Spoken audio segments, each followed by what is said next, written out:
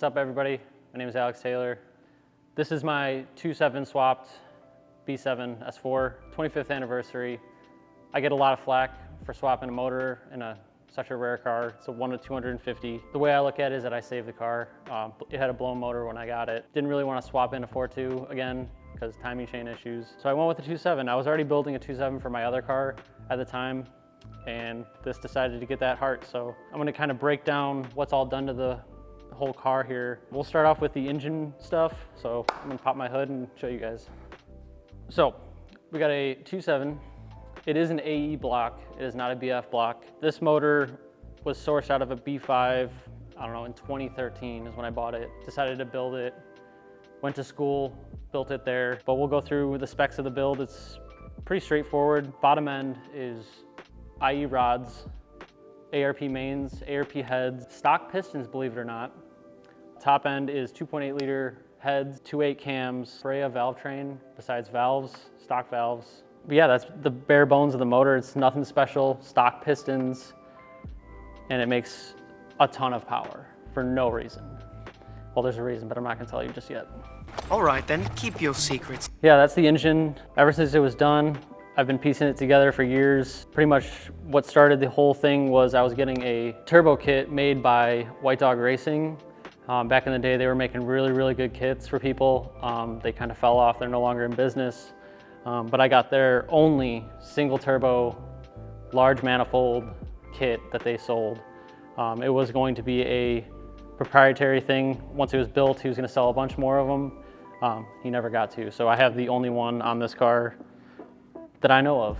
So turbo kit, it's all custom Schedule 10 all the way through. It is a twin gate, it is a twin scroll manifold. It is divided from the exhaust side to the turbo. The turbo is a GTX 3582R, is on a 106 twin scroll housing, custom compressor cover. Everything on here is custom as far as the intercooler piping. It was all one-off stuff, hand built. Took a lot of time, a lot of friends helped me along the way. My downpipe is actually 3-inch oval. It is not a true 3-inch round piece, it's oval all the way down. And that was to clear the firewall. It was extremely tight. Shout out to Ricky for doing my downpipe and the majority of my charge piping. And shout out to Tim from 2 AM Later. He helped me do a lot of my charge piping after the fact. When we had some other issues going on, we redid some stuff. It works flawless. I don't have any blown off couplers or anything like that. This car would not have been able to make my power goals on factory-like drop-in stuff for fueling. So all custom fuel lines from front to back.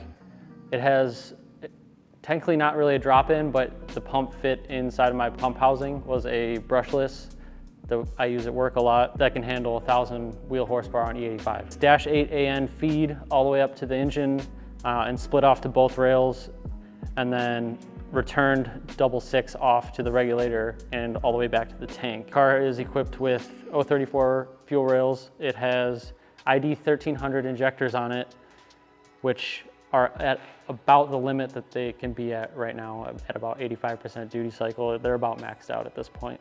I have a custom catch can setup that me and my friend Tim designed. It is a triple swirl pot custom catch can setup.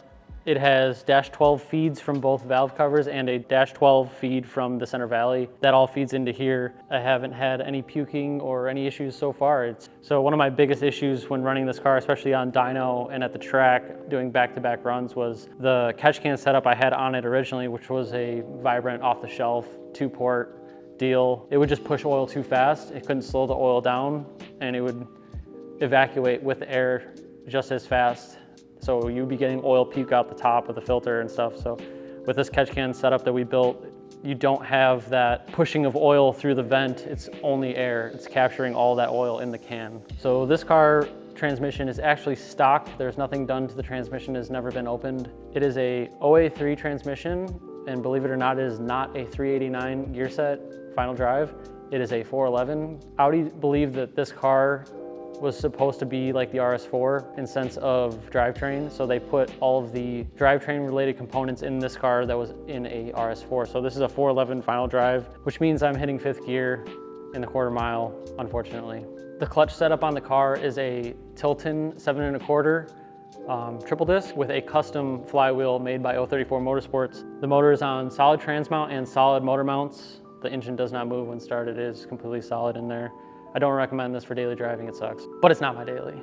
Fucking cooler works, god damn it. The car is equipped with a cooler works shifter. Needed some custom fab for that as well. Knowing that the shifter arms are different lengths, 02X, 01E, 01A, all these transmissions are different. Cooler works didn't bother to make a adjustable rod, so that was custom made. I made a custom rod for that. Cooler works shifter is absolutely great. Slams into gear. It's nice and notchy. It feels great.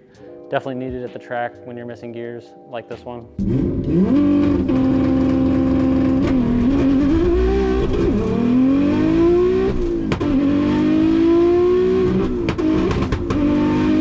So the reason that this car is as fast as it is and hasn't blown up yet with the stock pistons is the fact that the car is on Motec.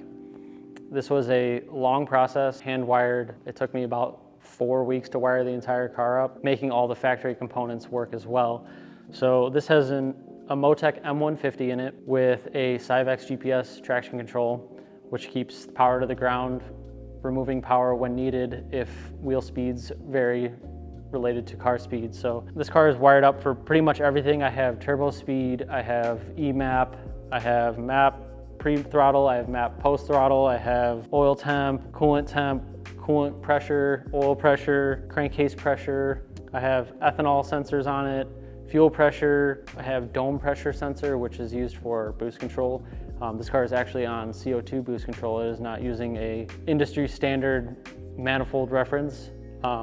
This has a tank in the back of the car that houses CO2 and uses that as its pressure source so that it's constant at all times. So yeah, the Motec really does all the work for this. It limits torque where needed, which these engines are known for blowing motors on high torque at low RPM. So with that Motec, we can keep that torque in check at all times. This motor has been in check ever since it hit the dyno for the very first time. I have some clips that I could probably pull up.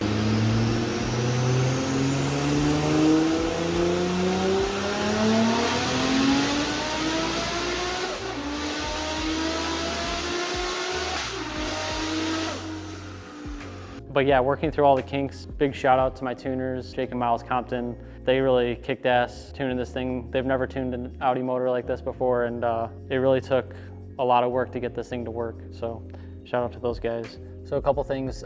This car has most of the factory interior in it still, minus the front driver's seat. The back passenger seats of the car are out right now.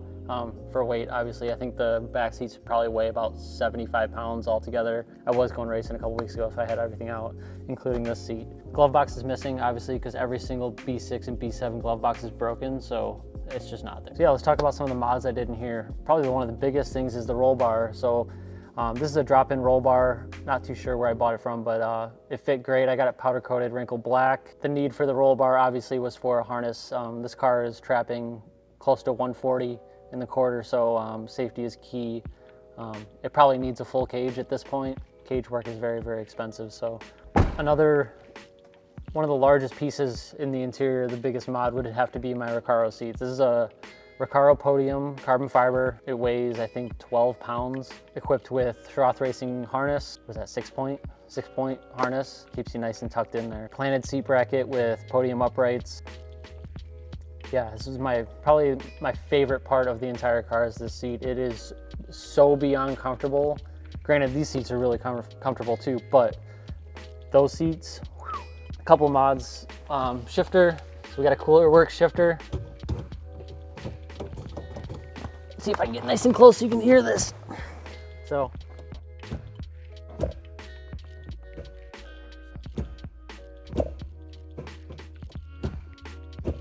super solid. Got the reverse lockout on there too. A couple other things. So we got a Sparco steering wheel. I had a different one on there before without buttons. I decided to get one with buttons for use for rolling anti-lag. I can do rolling anti-lag with this car because of the Motec. It is removable NRG. Nice and clean. This thing's sweet. This car, on top of the Motec controlling the engine, I opted for a Motec dash. We can actually fire this thing up and show you guys. I love this thing. It's Tells me everything I need to know while I'm driving. I also did the custom display myself. Of course, when you're slaying on the streets, I can't say that. When you're slaying at the drag strip, you gotta have your music. You can't not have music. This car still has all the Bose in it. So I just listened to this thing full tilt going down the racetrack. Can't hear anything but my music, can't hear my motor. So this is the bottle, CO2 boost control. Turn that on when you wanna go fast. It's nice. It lasts okay as far as how long it lasts. It doesn't last forever, but if you leave it on, it'll definitely leak out and you'll have no go juice, as they say. Yeah, Optima red top in the back, heavy as shit still. I should probably change that out. My wheel and tire package, I did have some rotiforms on here. They were extremely heavy. They weighed, I don't know, 33 pounds a piece, more with tire, obviously. Those were no good, so I opted for these new speeds. I think they weighed 22, if I'm not mistaken. I'll put the weight up here. Extremely light, paired with the Toyo Proxys R1Rs. They're 255s square setup. They grip. These are good for street and on the track. They will grip up. I do spin a little bit on my Launch Map 3, but they do hook. So brake setup is Touareg front brakes. They are 6-piston from the factory. Pretty much a direct swap onto these cars. Yeah, 6-piston fronts. The rears are 4 pistons off of a Porsche. It has a Willwood e-brake caliper on it. It was a Vosh Mods kit. He's also no longer in business. I wonder why. The car does not have ABS, so it has a proportioning valve on it that keeps the braking in check. Obviously, I don't hit the brakes super hard. If I do, I'm locking them up. It's got wheel studs as well, which if you know anything about Audis, you know wheel studs are a must, so yeah. This is super dirty, but charge piping. Tim redid this one for me. I kept blowing this coupler off at the track. So we redid this with a pretty much solid mounted intercooler pipe on the throttle body. So yeah, custom catch can setup, not painted yet. We just did a lot of these mods. A lot of this stuff is fresh because we just modified it. I had a lot of blow by through my stock oil cap. Didn't know it was pressure relieved, so once you see a certain pressure, it evacuated oil out of it, so I was getting oil all over my hood. So we opted for a weld-on vibrant piece to keep it all sealed up, get the oil out where it needs to go. So this is my EMAP sensor.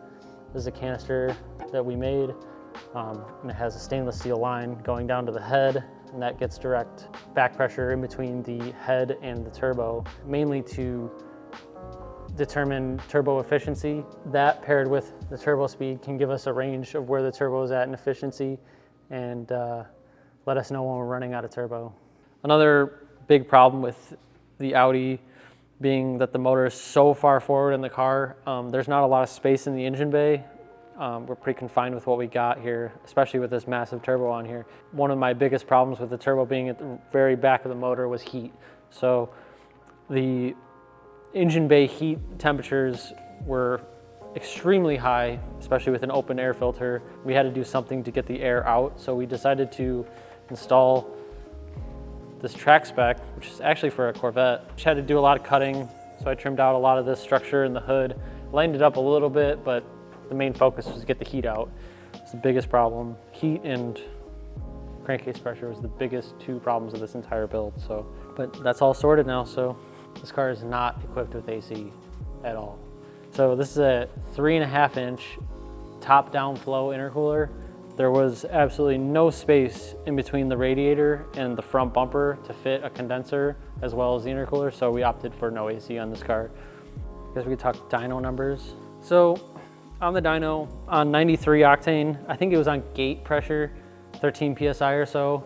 It was making 475 horsepower to the tires and 373 torque. Obviously that torque number is significantly lower because of torque control. They didn't even want to bother with raising the torque on the 93 octane map because I'm never going to run it on 93 octane map. For the final, the car made 756 wheel horsepower and 590 foot-pounds of torque on a rough I think E90 mix, so Ignite Red, or we may have used E98 mixed with 93. That was 2 years ago. The car has been turned up since then. 36 pounds of boost all the way to redline. I make peak horsepower all the way at the top of the graph, but she makes significantly more now than she did on the dyno. I haven't had access to a dyno in about 1.5 years, so we couldn't retune it or double check our numbers or anything like that after all these revisions to the turbo kit, but we're estimating that it's making over 800 wheel horsepower and 620 foot-pounds of torque or so. Still limited on the torque. We just don't want to give it full send. It's just not safe. So that is how, pretty much in a nutshell, how this car has lived on stock pistons for the last 2 years. So yeah, this is pretty much my entire build. It's taken me in the ballpark of 8 years to build, and that pretty much wraps up the S4 build. Oh hey, you can see this. You can fit so much spaghetti in this thing. This is my car. I'm not telling, holy shit balls, get the fuck out of here. You probably heard that on the mic. Hold on, we're gonna kill this thing really quick.